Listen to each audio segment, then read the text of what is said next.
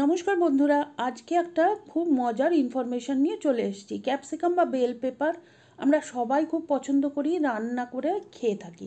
কিন্তু আপনারা কি জানেন, ক্যাপসিকামের এরকম 3টে ভাগও হয়, আবার অনেক ক্যাপসিকামে 4-5টা ভাগও দেখা যায়। 3টে ভাগ যেসব ক্যাপসিকামের থাকে তাদেরকে মেল ক্যাপসিকাম বলা হয়। এদের বীজ অপেক্ষাকৃত কম হয় আর একটু তিতকুটে হয়। আর 4টে ভাগওয়ালা ক্যাপসিকামকে ফিমেল ক্যাপসিকাম বলা হয়। এদের বীজ বেশি থাকে আর অপেক্ষাকৃত মিষ্টি হয়। এদেরকে কিন্তু স্যালাডে খাওয়া হয়।